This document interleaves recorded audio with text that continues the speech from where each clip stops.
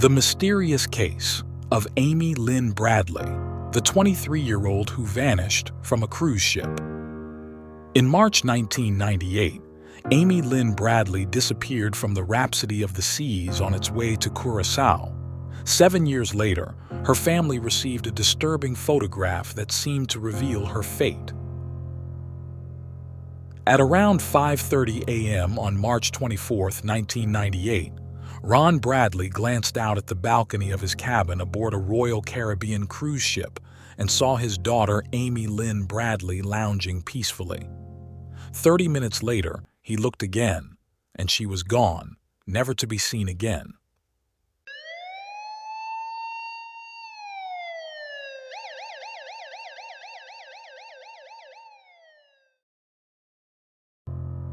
The easiest explanation for Amy Lynn Bradley's disappearance is that she fell overboard and was swallowed by the ocean waves.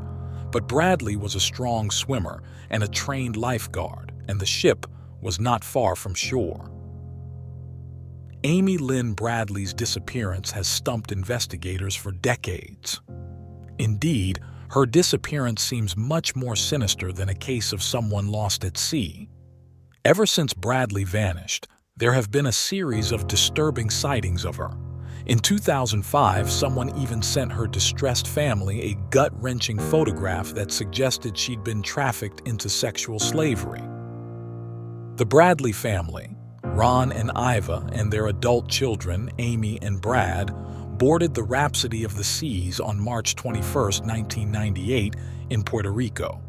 Their voyage would take them from Puerto Rico to Aruba to Curaçao in the Netherlands Antilles.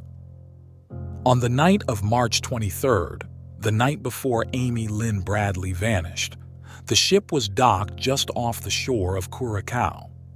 At first glance, it was a perfectly normal cruise ship night.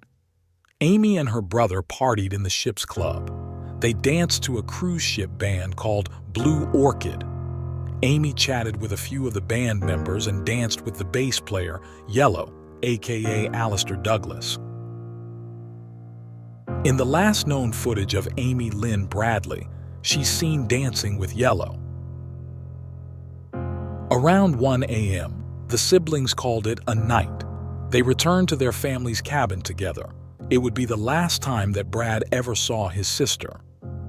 The last thing that I ever said to Amy was, "I love you," before I went to sleep that night, Brad later recalled.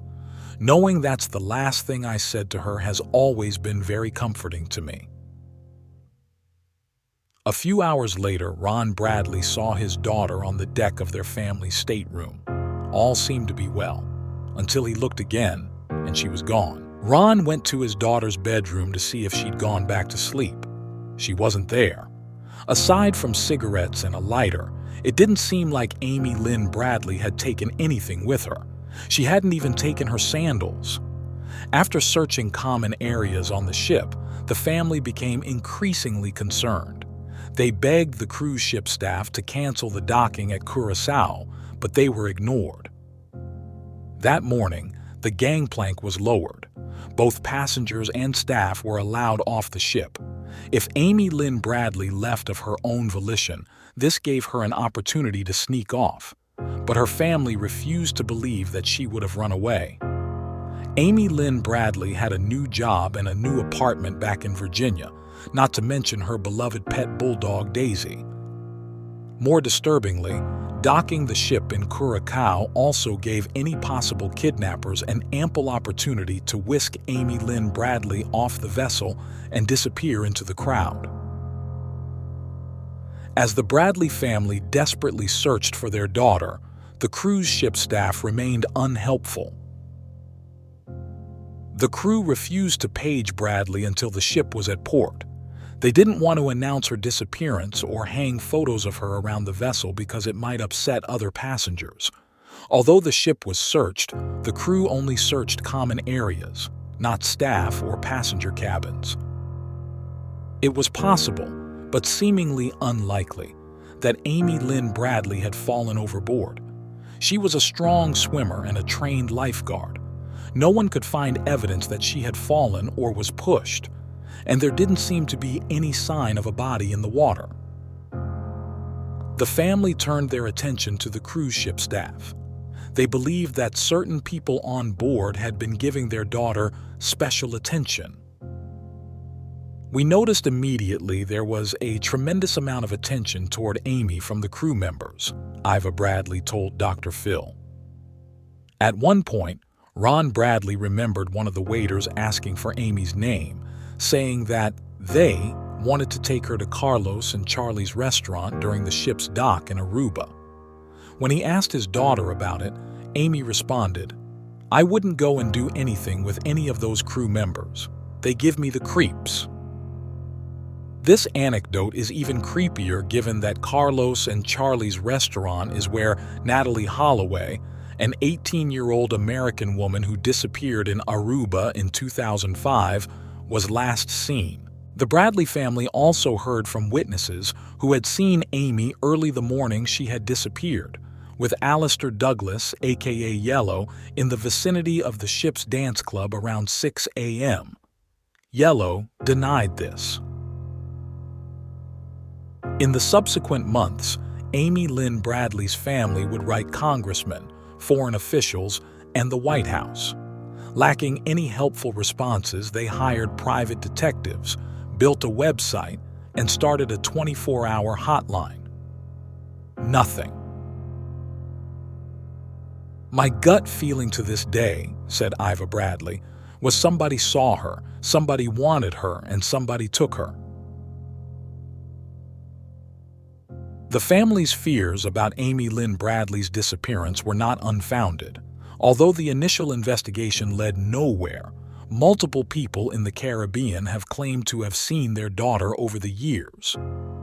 In August of 1998, 5 months after she went missing, 2 Canadian tourists spotted a woman who matched Amy's description on a beach. The woman even had the same tattoos as Amy: a Tasmanian devil with a basketball on her shoulder, a sun on her lower back, a Chinese symbol on her right ankle, and a lizard on her navel. David Carmichael believes he saw Amy Lynn Bradley in Porto Marie, Curacao, with 2 men. One of the tourists, David Carmichael, says that he is 100% sure that it was Amy Lynn Bradley. In 1999, a member of the Navy visited a brothel in Curacao and met a woman who told him her name was Amy Lynn Bradley. She begged for his help, but he didn't report it because he didn't want to get into trouble. The officer sat on the information until he saw Amy Lynn Bradley's face on People magazine. That year, the family received another promising clue, which turned out to be a devastating scam. A man named Frank Jones claimed to be a former U.S. Army Special Forces officer who could rescue Amy from armed Colombians holding her in Curacao. The Bradleys gave him $200,000 before they realized he was a fraud.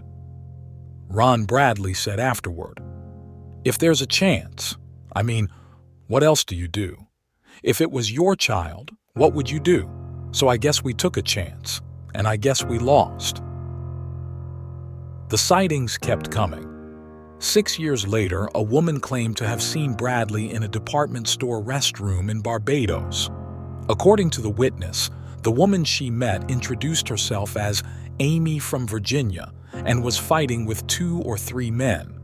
And in 2005, the Bradleys received an email containing a photo of a woman who appeared to be Amy, lying on a bed in her underwear. A member of an organization that locates sex trafficking victims on adult websites noticed the photo and thought it could be Amy. The Bradley family received this photograph in 2005 from an organization that searches for human trafficking victims. The woman in the photograph is identified as Jazz, a sex worker in the Caribbean. Unfortunately, this upsetting clue didn't generate any new leads.